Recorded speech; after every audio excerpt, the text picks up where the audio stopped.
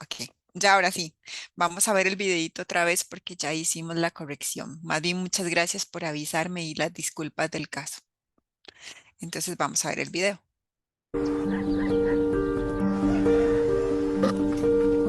Todos los años mi abuelo y yo trabajábamos en la misión. Construir un cohete para irnos los dos a vivir a la luna.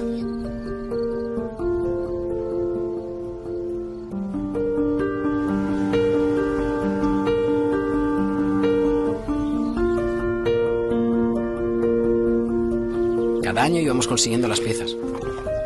El conducto de ventilación, el motor de combustión. Casi lo teníamos. Solo nos faltaba el retrovisor interespacial. El año siguiente lo conseguiríamos.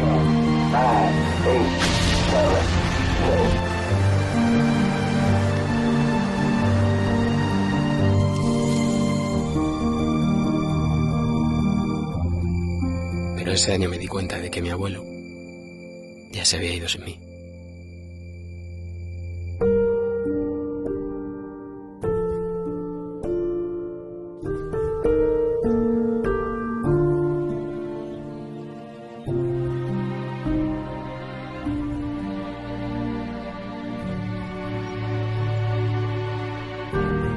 Ahora vivo con otra misión.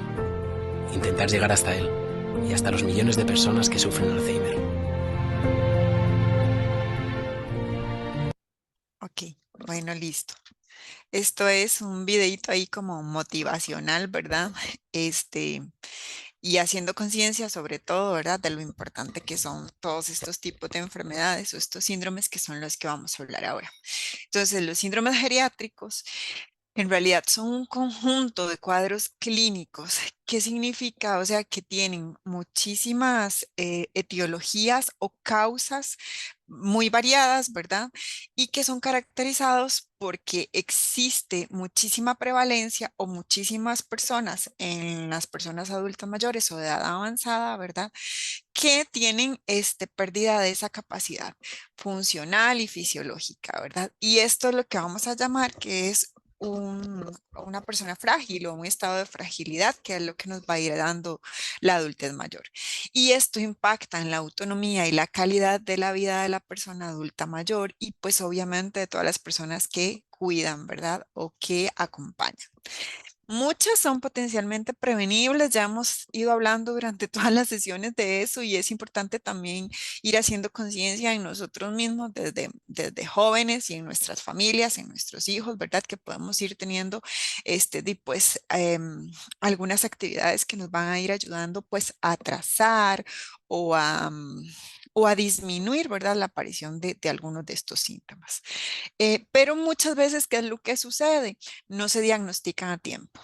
¿Verdad? O nosotros somos buenísimos para andar justificando em, lo que sentimos. O sea, somos buenísimos como para decir, para no aceptar qué es lo que podemos tener, sino como para enmascararlo. Por ejemplo, si me duele la panza, ¿verdad? O el estómago, decimos, ay, es que me comí algo que me cayó mal. O ay, es que comí entalado, ¿verdad? Entonces, con algo tan sencillo, así vamos haciendo pues todo eso como diría uno, como tapando síntomas, ¿verdad? De las cosas que pueden pasar. Entonces, muchísimas veces no tenemos el diagnóstico, solo vemos que las personas van teniendo cambios importantes sin tener un diagnóstico como tal.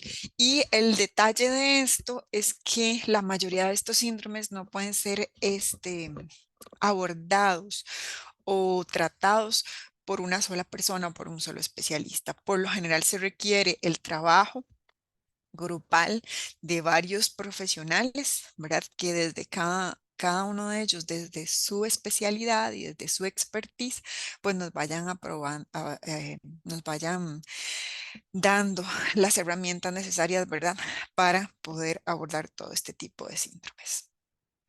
Ok, bueno, características de estos síndromes. Hay un aumento importante de la prevalencia. ¿Qué significa? Que ya hemos hablado y es como ir amarrando todo lo que hemos traído, ¿verdad? Sabemos que nuestra población está con riesgo a aumentar esa cantidad de personas mayores, ¿verdad? De personas adultas mayores. Y vemos que nos dice la estadística que por lo menos un 50% de las personas de 65 años tienen algún síndrome geriátrico, por lo menos uno. Entonces vean que la mitad de las personas que llegan a 65 años probablemente van a estar enfermas, que es lo que hemos hablado también en las otras sesiones, con toda la polifarmacia o el montón de medicamentos que utilizamos, o que llegamos a 65 años donde somos adultos mayores relativamente jóvenes, ¿verdad? Pero llegamos con una incapacidad o una discapacidad y pues ya no somos tan funcionales, ¿verdad? Dice que cuando tenemos más de 75 es bastante probable que tengamos uno o dos síndromes geriátricos. Entonces, igual lo que hemos conversado, esto este, nos pone el panorama como un poquito cuesta arriba, ¿verdad? Porque no es lo mismo llegar. eh, De aquí al fregadero. Doña Mari, disculpe, tiene el micrófono abierto. Gracias. Ajá. No es lo mismo llegar, pues relativamente bien e independiente, como hablábamos la vez pasada, a llegar, pues, con alguna limitación. Y sabemos que todas estas enfermedades, hipertensión, diabetes, problemas cardíacos, nos van a ir generando, también todo este tipo de síndromes, ¿verdad? Dice que el déficit auditivo, el mareo y las incontinencias son muy frecuentes y son más frecuentes todavía en personas mayores de 80 años. Y que para las personas mayores de 90 años tenemos un poquitito más aumentado el deterioro cognitivo, el de sensaciones y hay más riesgo de caídas e incontinencias. Entonces, bueno, eso es estadística que es importante que la sepamos para que veamos que no es algo que estamos inventando, o sea, es algo que existe. Igual estos son como datos, pero veamos, porque hay muchísimos síndromes. Si nos podemos a buscar, es demasiada la información, ¿verdad? Entonces, vamos a hablar como de los más frecuentes. Esos son como los gigantes o los más importantes. Entonces, tenemos el deterioro cognitivo que afecta un 5% de las personas de 65 a 70 años, pero vean qué interesante, aumenta 5% cada 5 años. Entonces, conforme más grandes nos vamos haciendo, tenemos más riesgo de tener deterioro cognitivo o, por ejemplo, demencia, síndromes como tipo demenciales que vamos a ver ahora. El deterioro funcional es todavía más impactante en la parte de porcentaje. Tenemos que un 15% de las personas de 65 a 80 años tiene limitaciones para poder realizar sus actividades de la vida diaria. O sea, necesitan ayuda o asistencia para poder realizar sus cosas básicas, comer, bañarse, vestirse. Entonces, vea que hay bastante limitación. Y cuando somos mayores de 80 años, un 44% por lo general, o por ahí vean que casi llegando al 50%, pues necesita todavía más asistencia en cositas que son básicas y de todos los días, ¿verdad? Tenemos también las incontinencias, hay incontinencia fecal. De un 10 a un 20%, bastante, ¿verdad? Y la urinaria de un 10 a un 15%. Cuando la persona está institucionalizada en un hospital o en un hogar, todavía tiende a tener más incontinencia. Y esto sucede porque nos sucede también en el hospital y creo que lo han vivido, ¿verdad? Ya luego lo vamos a comentar cuando terminemos. A veces uno la pulsea en la casa para que la persona adulta mayor tenga ese hábito y no use pañal y no sea todavía incontinente, ¿verdad?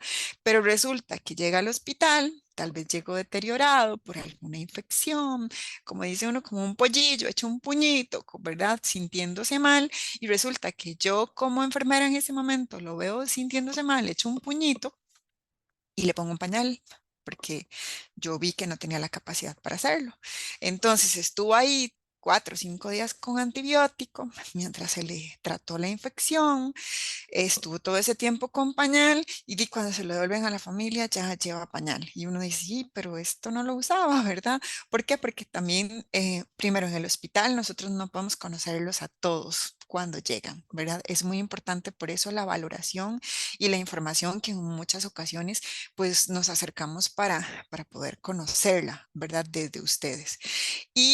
Pues obviamente, ¿verdad? No me voy a justificar, pero en los hospitales, para uno es más fácil cambiar un pañal que llevar a todas las personas al baño, ¿verdad? Máxime que a veces hay como esa urgencia o esa necesidad de ir cada ratito, entonces para mí es más fácil cambiar un pañal, ¿verdad? Entonces, a veces también por eso es que es tan alta la incidencia en los hospitales. Otro síndrome importante son las caídas y dice que en las personas mayores de 65 años hay una incidencia hasta de 30% de caídas al año, que es otro síndrome importante que ahorita lo vamos a ver. La inmovilidad, ¿verdad? Es otro de los síndromes importantes. 18% más en las personas de 65 años y hasta un 50% en personas de 75 años en adelante. Entonces, vean que vamos viendo el panorama, ¿verdad? O sea, personas que cognitivamente van a ir deteriorándose, que tenemos que estarles ayudando en todas sus necesidades, incluidas las incontinencias, con mucho riesgo de caída y con disminución de su movilidad, que probablemente vaya a hacer que tengamos que asistirlos todavía mucho más en la camita, ¿verdad? Y esto nos va a traer otras consecuencias.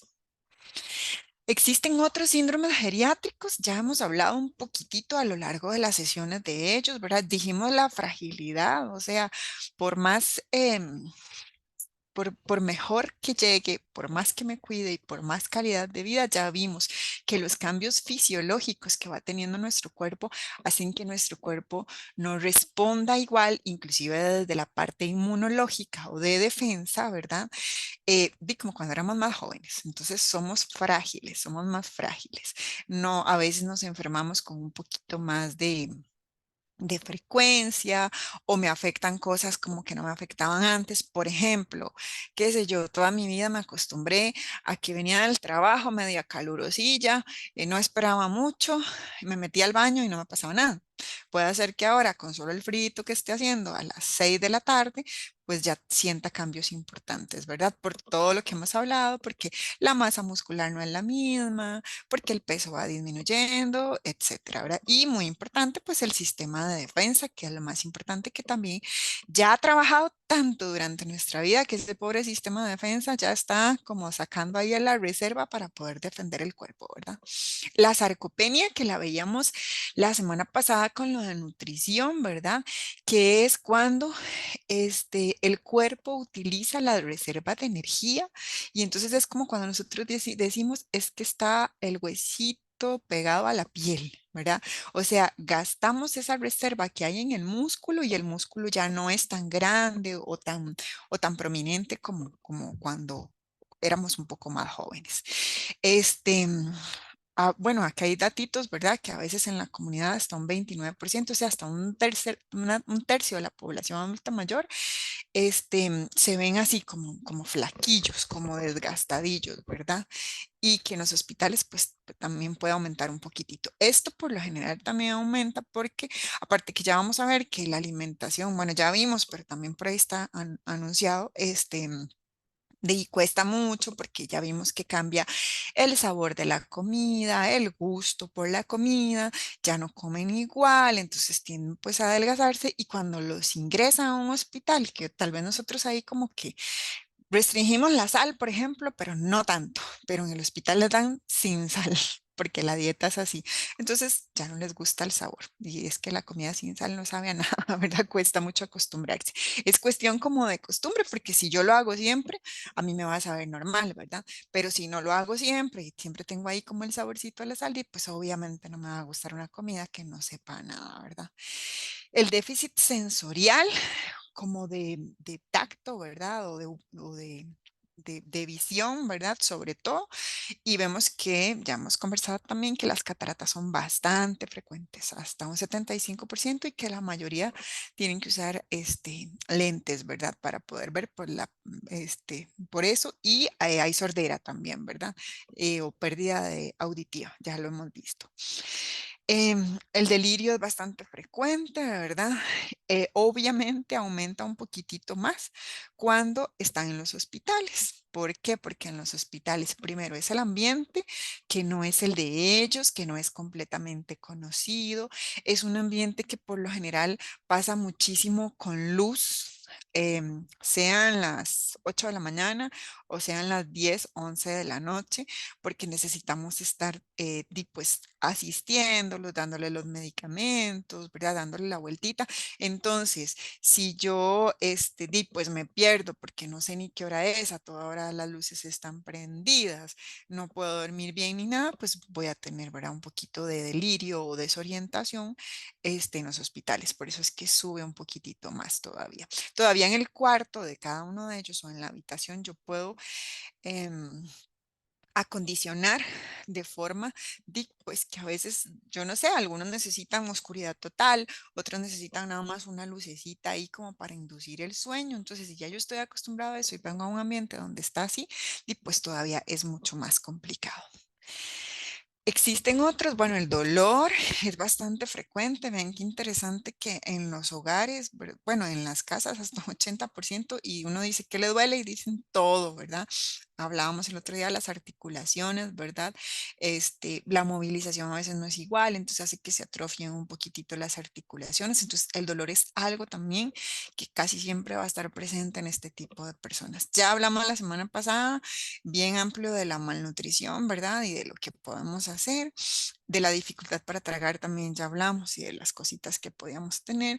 Hablamos también un poquitito en alguna de las sesiones de los medicamentos, y de la importancia de que aunque sean muchos tipos, pues que hay que estarlos tomando, ¿verdad? Porque los necesitamos para poder estar estables de nuestras enfermedades. Hay estreñimiento, que vamos a hablar de eso. Hay lesiones por presión o ulceritas, que vamos a hablar de eso. Y también existe un porcentaje importante que tiene depresión, ¿verdad? Em, por acá no tenía insomnio porque ya no me alcanzaban las bolitas, pero el insomnio también es otro tema súper importante de abordar.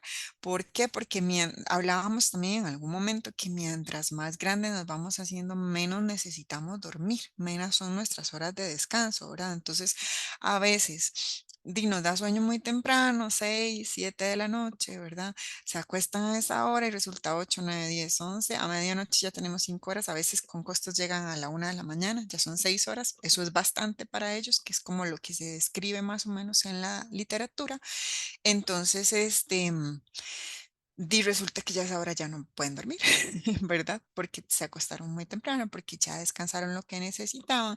Entonces, pues empiezan a desvelarse, ¿verdad? Un poquitito en la madrugada, a buscar qué hacer, a dar vuelta, inclusive a levantarse y buscar otras cosas. Entonces ya eso altera pues el ritmo de toda la familia, ¿verdad? Ok. Mm. Y existen otros también que son bastante discutidos, ¿verdad? La anorexia es la pérdida de apetito. Este, y esto es súper interesante porque lo hablábamos ya en las sesiones pasadas también, ¿verdad? Em, la comida es demasiado importante socialmente para nosotros. Y si nosotros decimos, es que no tengo hambre, uno le rapidito le dice, ¿y qué le pasó?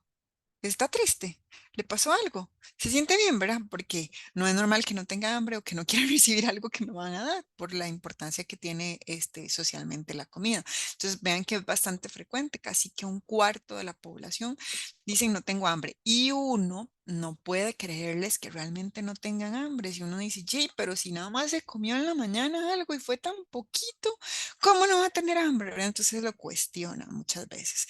Ya vimos que la pérdida de peso, que es algo normal, y bueno, acá tenemos la estadística del 13%, ¿verdad?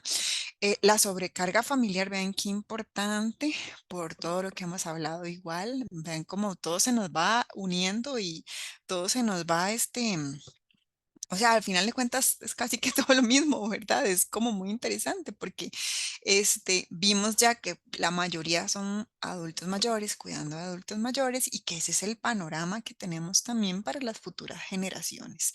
Y que aparte, aunque no seamos adultos mayores, es muy difícil y es un reto completamente tratar de llevar nosotros el cuidado de una persona tratando de equilibrar o de mantener bien el resto de nuestra vida. Entonces, cuido al adulto mayor, pero soy mamá, trabajo, soy esposa, tengo que hacer las compras, tengo que hacer los pagos, tengo que tener mi ratito para hacer ejercicio y a veces todo eso ya vimos que lo quitamos. Y entonces se convierte en una sobrecarga familiar y eso lo vemos en la mayoría, el 52% de las poblaciones, ¿verdad? De las familias. Y aparte de eso, si ya vimos que tenemos tantos síndromes que hacen que la parte física se disminuya un poco, pues entonces todavía es más cansado, porque aparte de que esto me está causando lo que les explicaba, como tener todo eso equilibrado, me está causando como angustia, sobre todo a nivel emocional, ¿verdad? O psicológico, pues también cuando tenemos que movilizarlos es una recarga en la parte física, ¿verdad? También, entonces eso es muy importante porque entonces ya ahora sí estamos listos porque tenemos cansancio mental y cansancio físico, entonces ya estamos, ¿verdad? Con todo. Este es un tema súper interesante que es como para otra charla, ¿verdad? Y es la parte de la disfunción sexual, sobre todo pensando en adultos mayores, jóvenes, ¿verdad? Cuando también culturalmente es un tema tabú, es un tema que no nos animamos a conversar, que inclusive no nos animamos a expresar y que son necesidades fisiológicas, simple y sencillamente. Son necesidades fisiológicas, que a veces no sabemos cómo manejarlas y tampoco ellos saben, por ejemplo, cómo manejar una disfunción eréctil.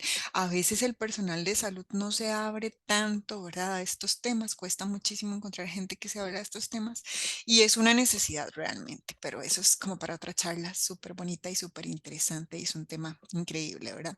Y a veces hay mareo también por lo que vamos a ver, sobre todo como por los cambios de líquidos, ¿verdad? Y de cuerpo. Ok. Vamos a ver los síndromes geriátricos más importantes. Ok. El deterioro cognitivo o la demencia es una pérdida o una disminución de las capacidades mentales, ¿verdad? Y por lo general se le denomina demencia. Acá vamos a hablar de la demencia en general, pero recuerden que hay muchos tipos de demencia. Entonces, ya eso igual, hay charlitas por ahí en el canal de YouTube del hospital y en el Facebook del hospital donde explican algunos tipos de demencia y los cuidaditos que podemos tener, ¿verdad? Acá lo importante es que esas habilidades que se afectan, ¿verdad? Son la memoria, tanto verbal, o sea, no sé cómo expresarme, no sé cómo responder, o no recuerdo cómo hacerlo, ¿verdad? Y también la no verbal. Entonces, a veces vemos comportamientos que uno dice, ay, pero esto no lo hacía, esto no es normal, que se quitó la ropa, que se hizo eso, ¿verdad? Que echó, no sé, jabón al café o algo así, ¿verdad? Cosas extrañas que uno dice, fue puchica, ¿verdad? Eso no lo hacía. Y están vinculadas o están ahí tomadas en cuenta todas las capacidades de percepción y de organización. Entonces, por ejemplo, tenemos casos de adultos mayores que vivían solitos, que eran muy autosuficientes, que la familia solo iba, acompañaba a ratitos, y ahora que llegamos, vemos que hay cosas o cambios en la casa, donde dice uno, qué raro, ¿qué está pasando? ¿Por qué está haciendo estas cosas, verdad? Em, a veces también hay problema en la parte de comunicación o de la habilidad de comunicarme y vemos, por ejemplo, que se quedan como, es que, ¿qué era lo que quería decir? Es que, ¿cómo era que lo iba a decir, verdad? Porque ya no puedo como articular esas ideas para comunicarme de una forma eficiente, ¿verdad? Y también vemos que a veces la demencia nos da disminución de la función motora o de la capacidad de que pueda realizarse sus cositas por él o por ella misma. Ok. Algunos medicamentos, no es que sea general y no es porque use el medicamento me va a pasar, son responsables de algunas demencias. Por ejemplo, entre los antidepresivos que dice aquí, por ejemplo, la amitriptilina. Es uno de los medicamentos que se ha dicho que puede ser que aumente el riesgo de demencia, ¿verdad? Pero como vimos, todos somos diferentes, todos nuestros cuerpos son diferentes, todos nuestros metabolismos son diferentes. E igual, los efectos adversos que puedan tener los medicamentos o los efectos secundarios, que también varían de un momento a otro, ¿verdad? Hay una demencia ahora tipo Alzheimer, que ya es otro nivel, ¿verdad? Y que ya sabemos que es una enfermedad degenerativa, que no tiene cura, que no tiene tratamiento y que tenemos que ir adaptando todo para ir, pues viviendo con ellos, ¿verdad? Recordemos que cuando nosotros hablamos de infartos, pueden ser infartos a nivel cerebral o infartos en el corazón, los infartos este, son como, es como una muerte, ¿verdad? Son como pedacitos o trocitos, ¿verdad? De venas o de arterias que se mueren. ¿Por qué se mueren? Porque se quedan en algún momento sin irrigación sanguínea y la sangre transporta oxígeno y el oxígeno es lo que nos ayuda a que nosotros tengamos todos nuestros vasitos ahí funcionales y con la sangre recorriendo. Entonces, cuando no llega, porque hubo un infarto, o sea, se partió, por decirlo así, o sea, hubo algo, puede ser un coágulo, puede ser este, placas de grasa o ateroma se llama, ¿verdad? Que hace que la sangre no llegue adecuadamente. Entonces, ese pedacito, ¿verdad? De vena o de arteria nos va a quedar sin irrigación. Entonces, se muere esa partecita. A veces hay microinfartos, como la gente le dice, ¿verdad? Entonces, a nivel de cerebro, que puede hacer que se vaya afectando algunas de las funciones, dependiendo de dónde sea, que podamos controlar, ¿verdad? Y bueno, hay parálisis supranuclear, que ya eso es como hay más elevadillo, ¿verdad? Este, pero que igual al haber una parálisis, este, va a ser como que esa parte o ese órgano ya no funciona igual porque se paralizó, se detuvo. Entonces, el funcionamiento ya no va a ser igual. Ok. También tenemos el trastorno depresivo, ¿verdad? La depresión en la persona adulta mayor. Vemos que según estadísticas la prevalencia es baja, o sea, es de un 1% en condiciones normales, eso es lo que dicen, pero que cuando las personas están institucionalizadas es hasta de un 20%. Yo difiero un poco con esa estadística a pesar de que la encontramos por ahí, ¿verdad? Porque ya hemos hablado también que nuestra sociedad está muy diferente, está muy acelerada, está viviendo cambios demasiado importantes que hacen que nos afecten a todos de una u otra manera, ¿verdad? Ya dijimos en algún momento también, o sea, no somos la misma sociedad em, antes de la pandemia que después de la pandemia. Ya vimos y le dimos muchísima validez a toda la parte de la afectación mental que puede causar un evento, y en este caso, bueno, fue la pandemia en general, pero entonces cualquier evento puede causar alteraciones muy importantes en nuestra salud mental. ¿Qué es lo más importante aquí? Que podamos ser capaces de reconocerlos y de saber que algo está bien, que me siento triste, que me siento decaído, que tengo ganas de llorar, sin que tenga el miedo de que me señalen porque estoy diciendo pues que me siento triste. Ahora, hay días de días, ¿verdad? Hay unos días que usted amanece súper feliz y hace de todo y se siente con energía, y hay otros días que no me siento tan bien como siempre y se vale, ¿verdad? Pero ¿qué es lo importante ver? Pues que ese comportamiento no sea repetitivo, ¿verdad? ¿Por qué? Porque muchas veces se diagnostica poco y tarde y porque no somos capaces de expresar en muchos momentos de forma libre, la necesidad que tenemos de ayuda, porque está muy estigmatizado, porque está muy señalado. O sea, si yo asisto a una consulta de psiquiatría o de psicología, a veces la gente dice, Jay, pero está bien o está loco, ¿verdad? Es lo que dice la gente. Es como el popular, Pero ya hemos visto, como les decía, que después de la pandemia esto cambió bastante porque vimos que es una necesidad como personas que tenemos de poder expresar estas cosas. Entonces, muchas veces es muy raro buscar ayuda, ¿verdad? Y cuando lo hacen, este, igual somos expertos en buscar excusas y en ponerle nombres que no son a lo que sentimos. Entonces, sí, sí, estoy así un poquillo tristillo, pero debe ser de que mi hija se fue largo, o debe ser que acabo de pensionarme, o debe ser que, entonces somos buenísimos para andar buscando siempre excusas, ¿verdad?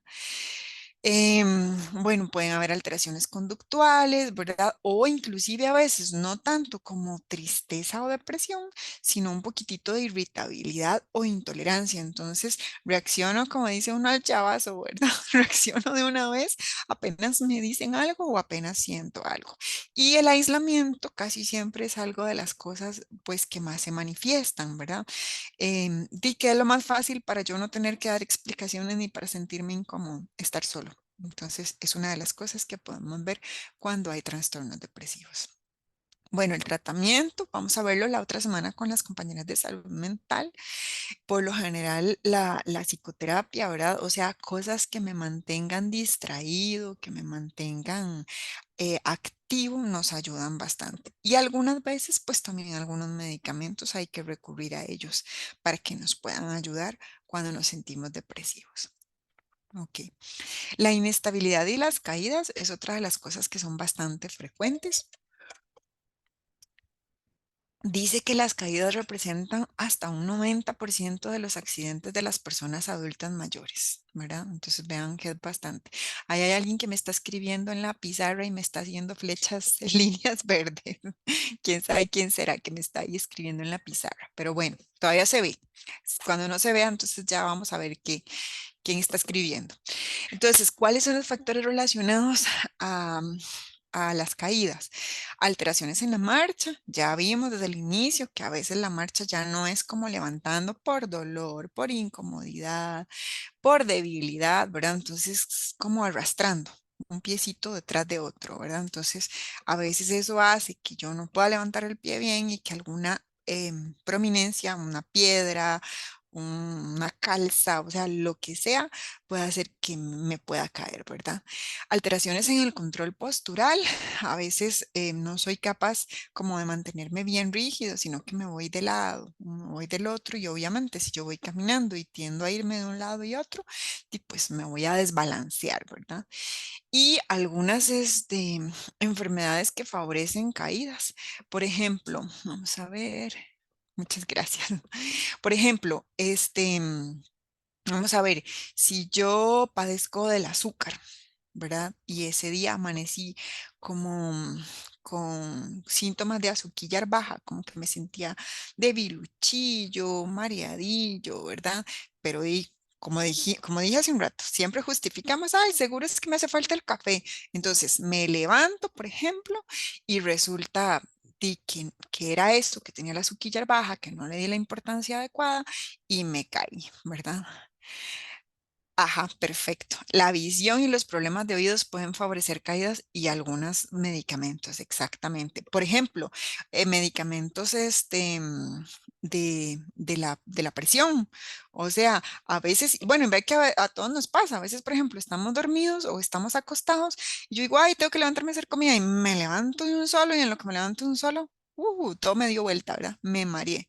Eso es porque nuestros líquidos en el cuerpo tienen que acomodarse y lo hice de forma muy rápida, entonces no se acomodan adecuadamente, o sea, no se pueden acomodar tan rápido como yo quisiera que se acomoden, entonces eso hace que se desequilibre, se desbalancee y que se me baje la presión. Eso puede pasar. Y hay medicamentos, por ejemplo, que efectos secundarios, que tal vez un poquitito de somnolencia o de letargo, que es como que uno se ponga más lento, ¿verdad?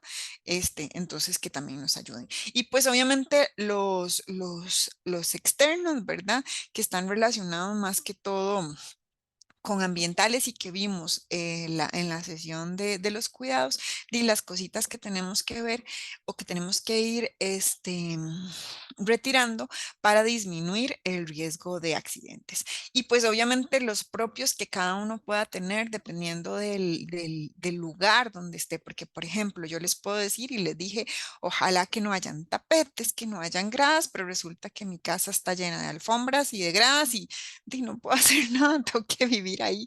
Entonces, bueno, pues ahí vamos. Y lo que nos decía ahora, Diana, ¿verdad? Cuando nos comentaba aquí, pues hay algunos medicamentos e inclusive interacciones en los medicamentos que puede hacer que yo me sienta inestable y que tenga más riesgo de caerme.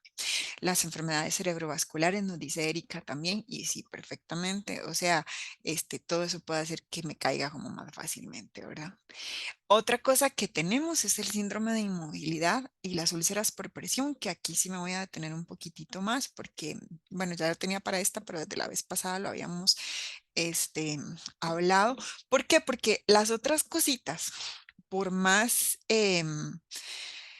por más que nos asusten o por más difíciles que sean de manejar, por ejemplo, una demencia, en algún momento vamos a aprender a hacer negociaciones y a hacer rutinas, sobre todo, que nos permitan pues tener nuestra forma de interactuar en casa. Por más miedo que tengamos de que no se acuerde, por ejemplo, cómo comer, algo vamos a hacer para nosotros ayudarle. Y la vez pasada veíamos, por ejemplo, los pictogramas o los cartelitos con las indicaciones, o sea, hay algo que nos ayuda.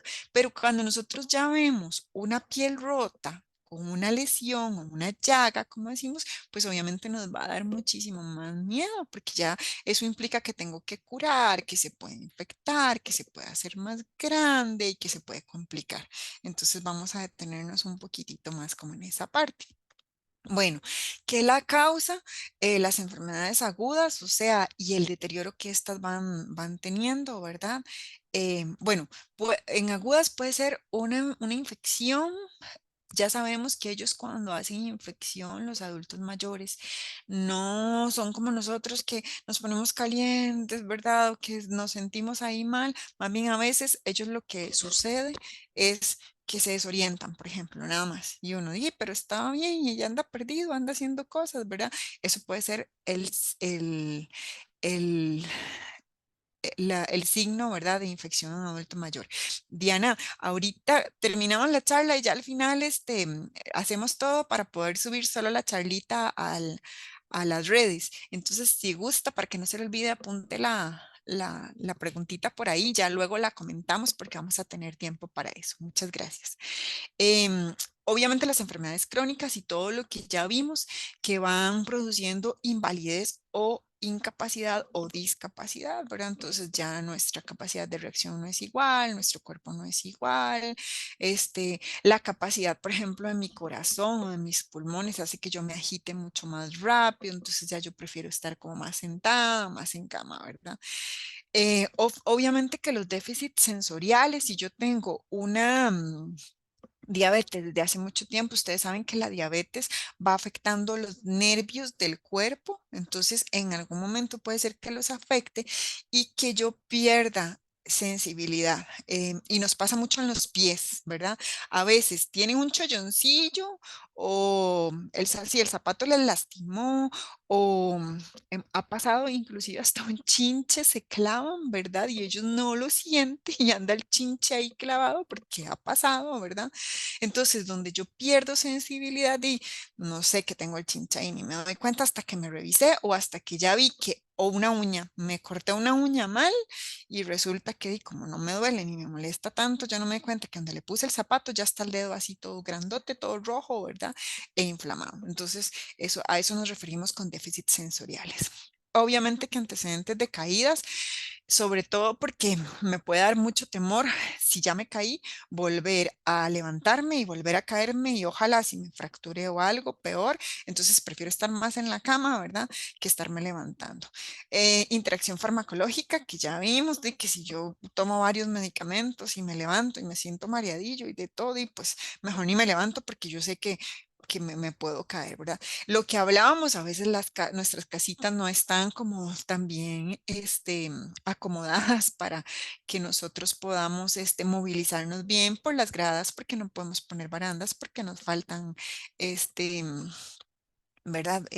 Tubos, ¿verdad? De seguridad, etcétera, ¿verdad?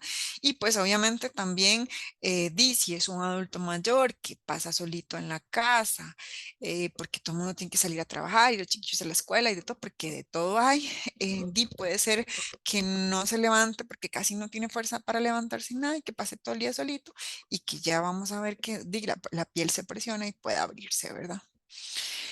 Em, bueno, ¿cuáles son las consecuencias? Si yo, acuérdense que hay que grabarnos esto, lo que no se usa deja de funcionar. Lo que no se usa se atrofia, ¿verdad? Entonces, si yo no me muevo constantemente, pues obviamente voy a tener problemas de corazón y de circulación porque tengo más riesgo de que se me hagan coagulitos porque no estoy ayudando a mover efectivamente la sangre. Puedo tener afecciones respiratorias porque, aunque no lo crean, cuando yo me movilizo, todos mis órganos tienen desechos. Los pulmones tienen desechos. Todos en algún momento, aunque no estemos enfermos, botamos una flemilla o vemos que hay moquitos, o sea, todo eso es porque los pulmones lo desechan. Si nosotros nos movemos, no hay una movilización efectiva de flemitas o de saliva, ¿verdad? Lo que decíamos, lo que no se usa se atrofia, si yo no me muevo bastante, los músculos y los huesitos, y vemos que todos los órganos, brazos, piernas, pues no se van, ¿cómo se llama? No se movilizan, entonces, pues me va a costar más, me va a doler más estarme levantando, ¿verdad? Las alteraciones genitourinarias también, que ahorita las vamos a ver, que son todas las incontinencias, ¿verdad? Por ejemplo, si yo tengo incontinencia urinaria, no se han dado cuenta, me levanté, se me salieron un poquitillo de orines ahí en la ropita interior, eso puede hacer inclusive, que me caiga primero, ¿verdad? O inclusive si estoy ahí acostadito ya, pues que me humedezca y que ya vamos a ver que la piel húmeda pues es más factible a que se abra, ¿verdad? Bueno, cuando como poco, ya vimos la vez pasada que si no tengo una ingesta adecuada de proteínas, no tengo una buena respuesta de cicatrización, entonces eso también. Si hay alteraciones en la piel ya de antes, si yo tengo este, piel de cebolla, por ejemplo, piel sensible, pues va a ser más fácil que se abra, ¿verdad? Y obviamente si hay alteraciones del sistema nervioso, ¿verdad? Porque eso no me va a permitir tener una capacidad de respuesta adecuada. Bueno, entonces, importantísimo, la piel es el órgano em, que nos ayuda a percibir. Ya vimos que por todo lado, mientras no estemos afectados, nosotros podemos sentir si nos anda una hormiga en el dedo gordo del pie, podemos sentir si nos estamos quemando con el sol el brazo o la pierna, podemos sentir si un zapato nos está chollando, podemos sentir si nos pica algo en la espalda, ¿verdad? Entonces nos ayuda a percibir todo nuestro entorno. Nos ayuda a controlar, ¿verdad? La temperatura, sobre todo, ella nos ayuda a que tengamos una temperatura adecuada para todos nuestros órganos y obviamente es el principal órgano de protección que nosotros tenemos, ¿verdad? Ok, ¿qué cambios pasan? Esta es la piel de una persona joven, ¿verdad? La vemos que está como pues toda estiradita, toda laxa, que inclusive la epidermis, que es como la capita que está debajo de la piel, ¿verdad? Se ve como más rosadita, más pareja, y esta es nuestra piel conforme nos vamos envejeciendo. Entonces vamos viendo que hay cambios en los vasitos sanguíneos, lo único que no varía es la grasilla, vean, que es la de la capita de abajo, que es la grasa, es la que se mantiene igual, pero todas las otras características van cambiando y no van teniendo pues la misma capacidad de elasticidad y de respuesta. Bueno, importante. Yo siempre les digo, por ejemplo, uno mismo, si yo llego y me siento aquí y cruzo la pierna y ya tengo casi una hora hablando con la pierna cruzada, ¿verdad? Yo voy a sentir como una presión en mi piel y voy a ver y voy a tener probablemente la rodilla marcada en la pantorrilla de la pierna que tenga cruzada, ¿verdad? Y a veces ya está adormecida. A veces uno hasta tiene como que tocar el pie como despiértese, ¿verdad? O sea, porque se duerme. Entonces, Eso es lo mismo que sucede en cualquier parte del cuerpo. Ahí porque yo estoy consciente que lo estoy presionando, pero si yo me, o cuando uno se acuesta, en la noche nadie amanece como se acostó, ¿verdad? Así de frente rígido. Todos nos movemos porque el cuerpo ocupa estarse moviendo. Entonces, cuando nosotros vemos o sabemos que hay riesgo de esas presiones, tenemos que ver los puntos de apoyo para ir identificando esas zonas enrojecidas o ampollas o lesiones ya abiertitas. Ok. Para eso es importante evitar la humedad. Lo que les decía, si está la ropa orinada, si está la cama mojada, pues obviamente es como cuando uno se moja mucho las manos y se le arrugan, ¿verdad? Eso se llama como que la piel empieza como a macerarse. Si yo llego y sigo dejando, a pesar de cuando siento yo las manos arrugaditas ahí en el agua, en algún momento esa piel se va a poner súper suave. Es lo mismo, o sea, si yo dejo un área con mucho rato, con orinitos, ajá, perfecto, o mojadito, pues se va a hacer la piel como más suave, eso se llama macerado, bueno, se le dice macerado, pero o sea, como más suave y más riesgo de que se abra. Aparte que en el pañal nos va a favorecer un montón, como nos decía ahorita y Diana, la aparición de algún hongo, ¿verdad? Cuando hay bastantes orinillos ahí. Es súper importante la condición de la ropa y sobre todo la ropita de cama. Nosotros insistimos mucho siempre en que la ropa esté bien estiradita, de que no hayan arrugas, porque igual, por ejemplo, nosotros, no sé, si uno se acuesta a dormir y se acuesta con una bata y a veces la batilla hasta que se le hace por aquí arriba, ¿verdad? De las vueltas que dio. Y cuando vemos están todas marcadas en la espalda o en el brazo donde yo estuve. Igual sucede con la ropa de cama. Si yo dejo alguna arruguita en alguna parte de la cama, pues eso va a hacer más presión porque está levantadito y puede hacer muchísimo más riesgo de que se abra, ¿verdad? Ok, sí, a todos nos pasa a veces, más cuando nos acostamos súper cansados. Ya vimos la vez pasada que la parte nutricional es demasiado importante y que necesitamos, pues, no forzarlos completamente a comer, ¿verdad? Pero sí necesitamos sobre todo el aporte de proteínas que son las que nos van a ayudar a la regeneración de la piel. El baño, la limpieza, ¿verdad? Es importante asearnos. Hablábamos, perdón, la vez pasada que hablamos en la sesión de lo del el baño y la limpieza, que no ocupábamos pues así un baño de meternos a la tina, ¿verdad? O de manguera todos los días, pero que sí era importante el aseo porque también en nuestro cuerpo se van acumulando pues algunas... Ujú. Ujú, perfecto. Se van acumulando algunas pues, sustancias, ¿verdad? También en el cuerpo. Por ejemplo, algo tan sencillo, y lo vemos hasta en los bebés, ¿verdad? En medio de los deditos, o sea, si uno no lava, huele feo, huele a sudor y huele hasta como a hongo, ¿verdad? Y sí, nos dice aquí Diana igual que la hidratación en la nutrición es parte súper importante, claro que sí, la hidratación es básica para un montón de cosas.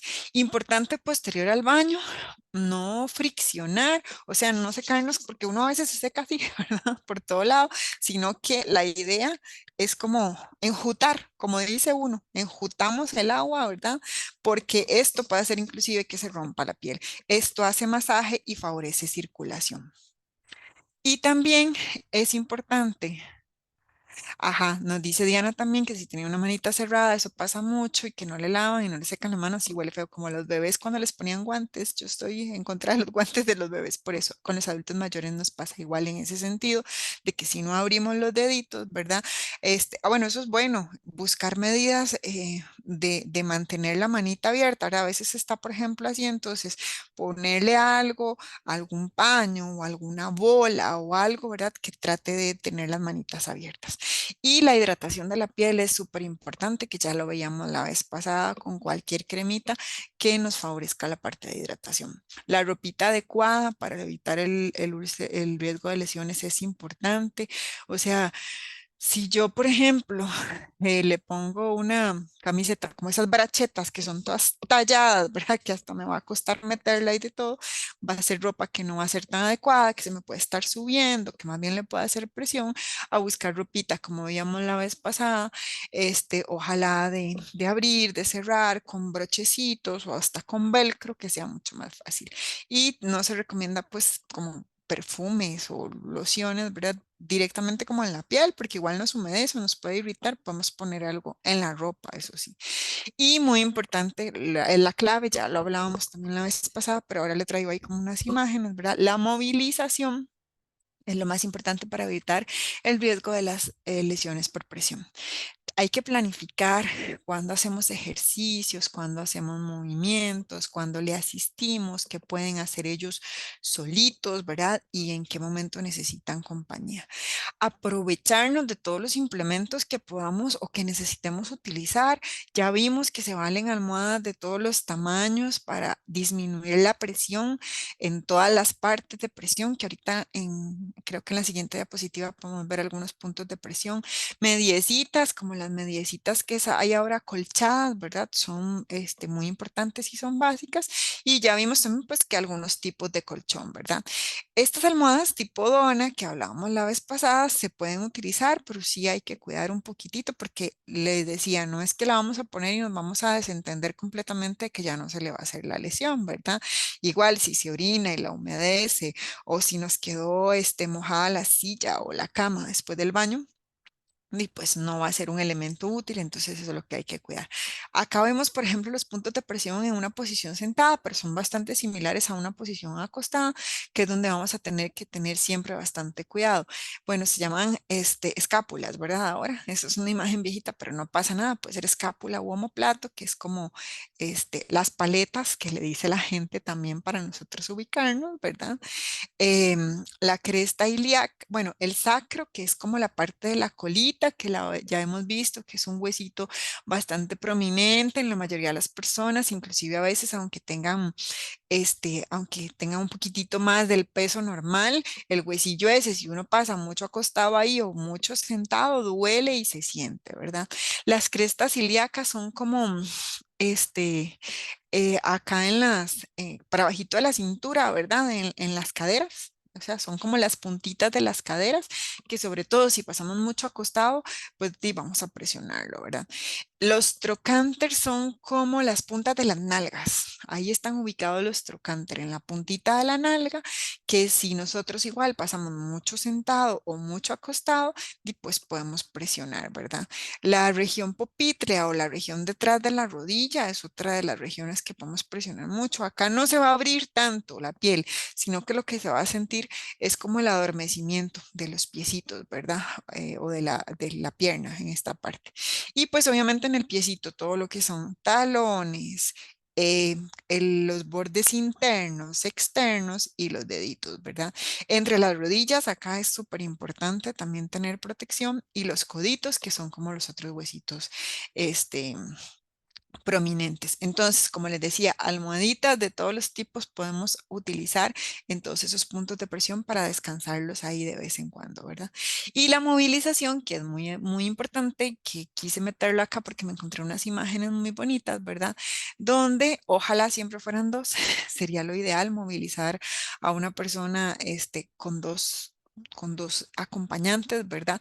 Porque entonces el peso se distribuye, yo no tengo que estarlo jalando solo, pero acá lo más importante es que cuidemos, si tenemos la oportunidad de hacerlo con dos personas, nuestro cuerpo siempre, la base tiene que ser bien ancha, o sea, las piernas bien abiertitas, las rodillas dobladas para que la fuerza se haga más que todo en brazos y se haga por arrastre. Acá lo que les decía la vez pasada, que lo hice en la camillita, pero que no estaba el compañero, o sea, es como deslizar para un lado y para el otro, siempre sincronizándose, contando, ¿verdad? Los dos.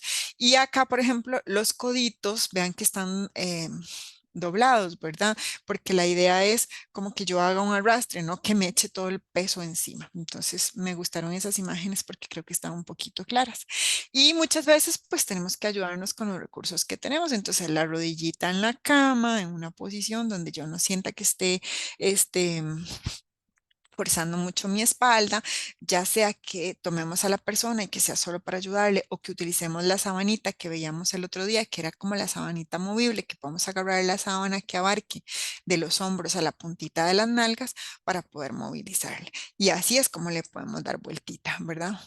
Es importante que la altura de la cama pues sea bajita, sobre todo si vamos a sentar para que los piecitos lleguen. Lo ideal sería que tuviéramos todos una camita de posiciones cuando tenemos que movilizar, porque ocupamos alta para nosotros movilizar, pero ocupamos baja para que ellos se bajen. Entonces es como un poco tedioso, ¿verdad? Ver qué podemos idear para nosotros no lesionarnos tanto la espalda y tampoco forzarlos a ellos, por ejemplo, de que se sienten y que se tengan que tirar o que se tengan que parar en una grada más para poder bajar de la cama, ¿verdad? Es como ahí ir viendo de negociaciones. Y esta me gustó mucho también porque vean que acá, aparte de la base ancha, las rodillas dobladas, está como sentadita y esta rodillita, la rodillita derecha de la muñequita de animación está metida en medio de las piernas de la persona. Entonces, cuando yo lo meto en medio de las piernas de la persona, si esa persona se me cae, va, como estoy doblada, como estoy un poquito agachada, la persona si se cae va a caer en mi muslo. Entonces, la fuerza va a ser en el muslo y no va a ser en la espalda. Entonces, me pareció que se veía como bonito.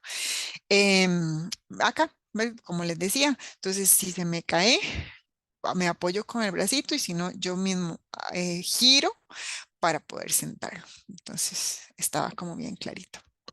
Ahora vamos a pasar a lo que es la incontinencia urinaria, que es otro de los síndromes importantes. Este aumenta con la edad, em, en un 20% en la comunidad y hasta un 50% en las instituciones, sean hospitales o sean hogares, y ya lo veíamos hace un ratito también, ¿verdad? Cuando puede ser que se me salgan unas gotillas, que se me salga ahí un chorrillo de vez en cuando, ¿verdad? Pero muchas veces nosotros en los hospitales también pues cometemos el error, pero ya les dije, no me quiero justificar, pero a veces hay tanto trabajo que si se sale ahí y tengo que estar cambiando la ropa, a veces es más fácil poner un pañal. Entonces, por eso es que cuando están institucionalizados, se aumenta tanto la prevalencia de la incontinencia urinaria, ¿verdad? Tiene una gran repercusión en el entorno social y familiar, ¿verdad? ¿Por qué? Porque los orinillos no huelen bien y uno desde que entra a una casa o de que llega a un lugar, ya uno sabe si le huele a orines o no le huele a orines, ¿verdad? Entonces, a veces como que uno un día limpia y hace y el olor no se quita, ¿verdad? Entonces es un poco incómodo también. Em, Cuando las personas tienen este problema de incontinencia, ¿verdad? Pues hay estudios que nos dicen que la percepción de su calidad, o sea, más si están conscientes y orientados, ¿verdad? Y ya siento como que cada rato siento gotitas de orina en la ropa interior, o tuve que usar pañal porque se me están saliendo los orines, ¿verdad? Ya todo como que huele a orines, o no quieren cuando vienen las visitas, pues acercarse a mí porque huelo a orines, ¿verdad? Entonces es como un poco incómodo y obviamente repercute en la calidad de vida. Y eso va a hacer que hayan trastornos emocionales y que no quiera pues, estar con la gente y que inclusive sea una causa hasta de depresión porque no me siento cómodo ni que se me estén saliendo los orines ni oliendo a orines, ¿verdad? Ok. Bueno, ¿qué podríamos hacer nosotros? Eh, Reducir de alguna forma ingesta de líquidos después de cierta hora, sobre todo cuando es hora de dormir o así, ¿verdad? O hay personas a veces como que son un poco ansiosas y quieren tomar agua y tomar agua y tomar agua, entonces también podríamos como poner un horario, o sea, que sí se la tome, pero como con horario, ¿verdad? Segmentado. Igual con frutas o alimentos que son muy acuosos y si tomo mucha agua, ¿verdad? Sandía, melón, etcétera, ¿verdad? Podría ser, pero ya eso es como consumiéndolo en cantidades muy grandes y con cantidades de agua muy grandes, pero bueno, podría ser. Hay personas que son, si uno conoce su cuerpo, pues que son como muy sensibles, ¿verdad? A algunos alimentos o algunos medicamentos. Em, Hay ejercicios muy interesantes que se llaman ejercicios de Kegel, que son ejercicios para el suelo pélvico y que inclusive uno mismo desde antes puede practicarlos. En internet hay un montón, ¿verdad? Y es como tratar de sostener, de hacer movimientos como del recto, ¿verdad? Y bueno, del recto en hombres y del recto y la vagina en mujeres, ¿verdad? Como de sostener, sostener unos segundos y soltar. Eso hace que esos músculos del suelo pélvico este, se, se reprogramen, digamos, y se fortalezcan y entonces nos ayuda un poquitito. Habla de reentrenamiento vesical, eso es como que estemos nosotros pendientes y entrenamiento de hábito urinario. Por ejemplo, si tiene ese problema, entonces cada 2 horas fijo vamos a ir mientras esté despierto.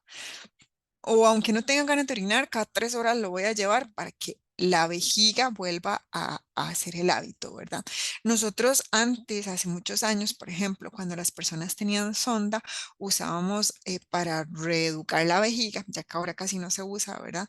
Pero algo que se llamaba pinzamiento de sonda. Entonces poníamos una pinza en la sonda, 3 horas, a las 3 horas soltábamos media hora, la volvíamos a poner y la idea era que le recordáramos a la vejiga, ¿verdad? Que tenía que hacer eso, porque a veces a la vejiga se le olvida. Entonces, eso era. Y pues existen, que ya hemos hablado un poquito también, otras medidas como las ondas permanentes, ¿verdad? Pues son muy invasivas, entonces uno trata como de no usarlos. Acá me encontré que tenía uno de los dispositivos, ay, aquí, que les había contado, que esta es una sonda como peneal o una sonda recolectora. Entonces, esta es para hombre. Esto lo que se hace es que se pone en el pene como si fuera un preservativo. Tiene de hecho como una gomita que se adhiere ahí. Y esta puntita que les estoy enseñando acá se pone con una bolsita. Entonces puede ser una bolsita que esté pegadita a la pierna, este, y recoge la orinilla. Entonces, esto nos ayuda.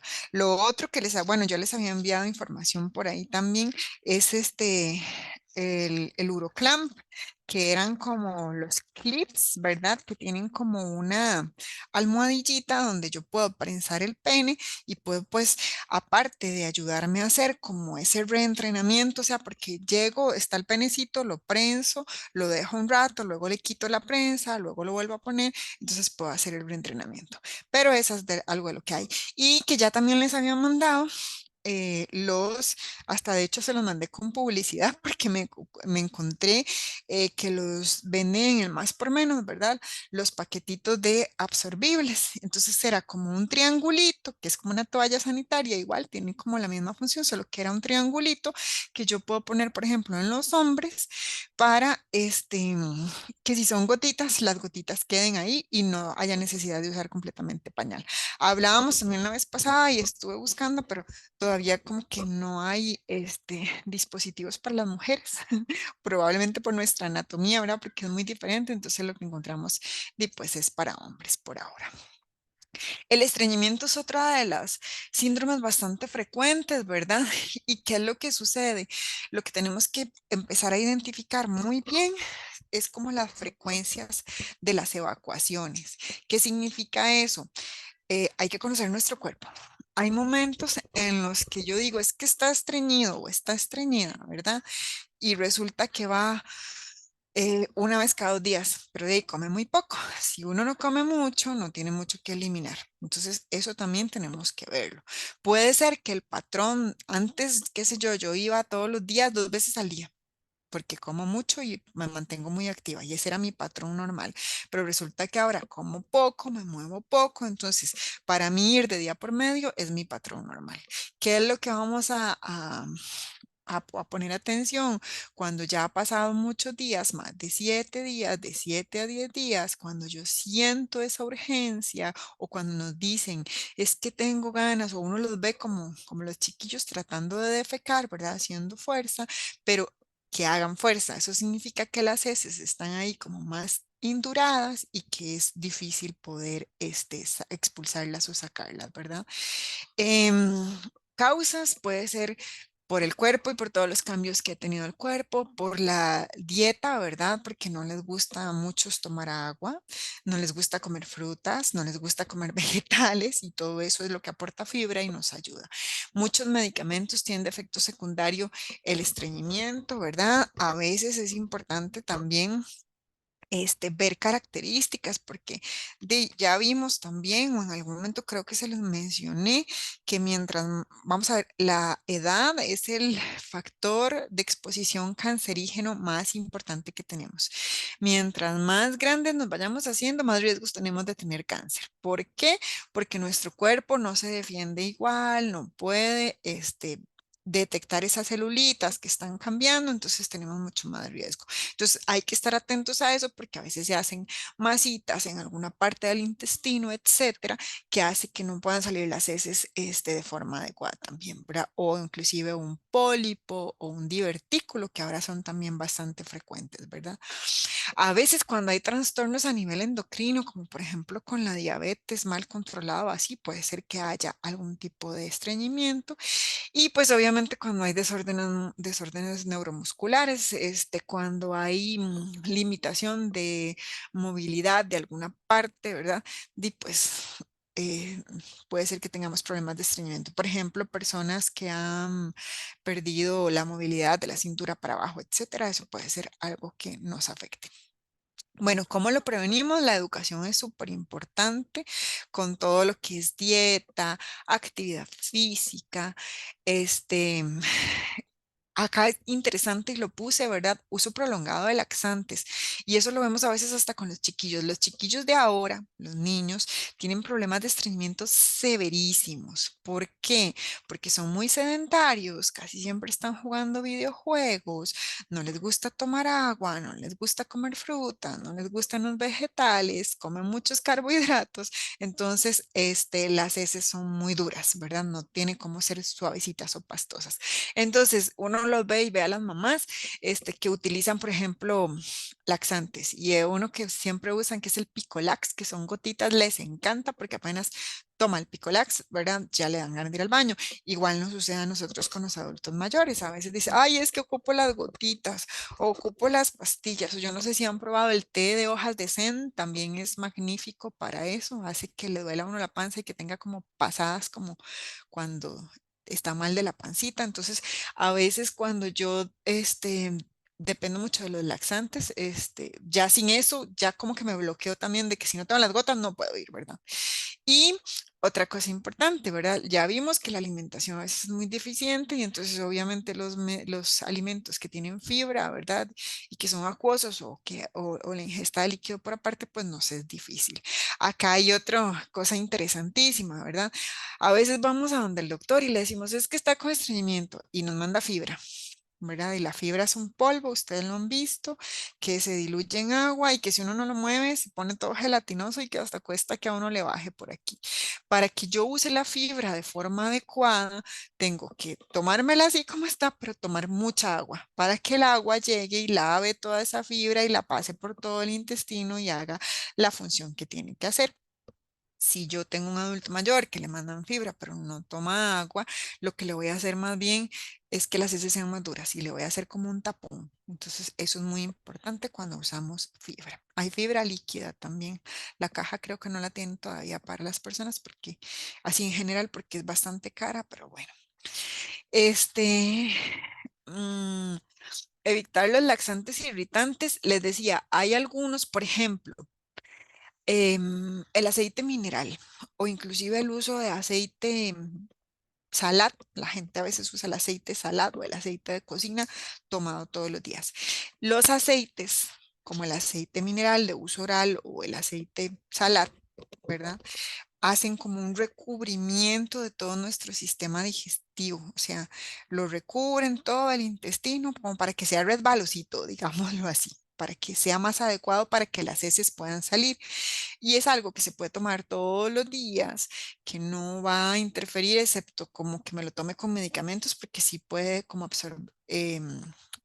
interferir en la absorción de algún medicamento, ¿verdad? Porque forra como las paredes, pero es algo que podría usar todos los días y que no es irritante. Si yo utilizo una lactulosa, por ejemplo, que es un líquido que es como transparentito, ¿verdad? Que es muy dulce.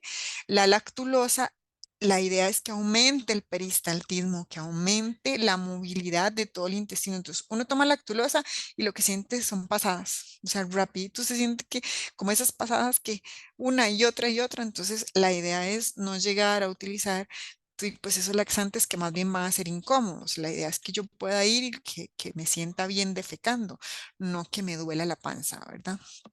Y obviamente líquido, eh, la fibra que puede ser en grano, en cereal, los granitos, frijoles, lentejas, garbanzos, todo eso me aporta bastante fibra, ojalá con la cascarita, ¿verdad? Ejercicios mientras se pueda, ejercicios que ellos puedan realizar y ejercicios pasivos también, o sea, que yo movilice. Hay una... Es que, bueno, hay unos ejercicios que yo puedo hacer, ¿verdad? Mi intestino, vamos a ver si se ve ahí, mi intestino está acá, digamos, empieza en mi lado, vamos a ver aquí, acá, empieza como en mi cadera acá, derecha, sube, ¿verdad? Pasa por el frente, baja a la izquierda y se viene por aquí enfrente. Y acá es donde termina. Entonces yo puedo hacer masajes, ok, ahí, de forma circular, donde empieza, sigue por acá arriba, baja y termina. ¿Ok? Yo puedo utilizar esos masajitos suavecitos. Esos masajitos van, puede ser con el puñito cerrado, con un poquito de aceite o de crema. La idea es que vayamos haciendo movimientos que le ayuden al intestino a que se movilice un poquito más. Eso también se vale. Y pues obviamente si yo mastico bien, la vez pasada hablábamos de eso, si hago bien el bolo, va a ser mucho más fácil que mi sistema digestivo pueda llevarse todo eso bien masticado a que yo no mastique, que a veces vemos cuando uno defeca que salen todos los granos y todas las cosas enteras, ¿verdad? La masticación es algo muy importante en todo el proceso de digestión y sobre todo para evitar el estreñimiento. La incontinencia fecal, ¿verdad? Es otra de las cosas que tenemos, es la falta de control voluntario. Este, también, pues produce un poco de incomodidad porque si los orines huelen feillo, las heces huelen peor, ¿verdad? Entonces a veces interfiere un poco con las actividades sociales, ¿verdad?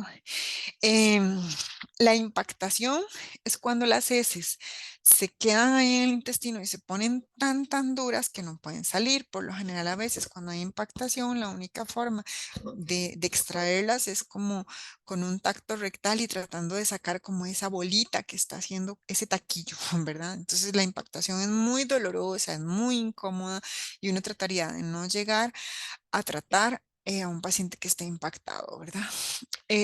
Bueno, cuando la persona tiene un deterioro físico, ¿verdad? O psíquico, o psicológico, pues también nos va a causar un poco de incontinencia, ¿verdad? Perdón, este, en la parte de las heces, ¿verdad? Igual como hemos dicho que nuestro cuerpo necesita o va perdiendo pues esa elasticidad y esa capacidad de respuesta, la capacidad del reservorio rectal, o sea, eso de que cuando uno dice, "Ah, tengo ganas de ir al baño", entonces aprieta un poquitito y usted sabe que aguanta. En algún momento ya no nos va a aguantar. ¿Por qué? Porque también esa parte muscular y el esfínter no va a tener la misma capacidad de respuesta. Entonces, eso también hace que me pueda poner incontinente, ¿verdad?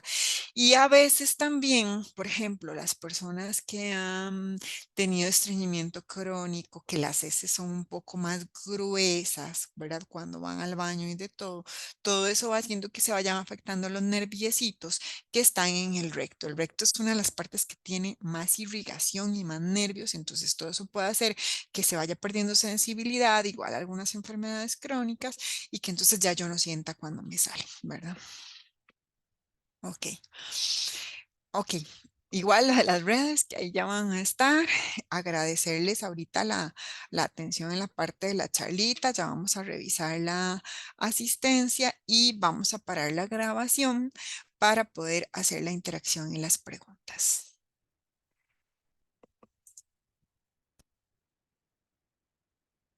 No sé si Sonita está por ahí para que me pare la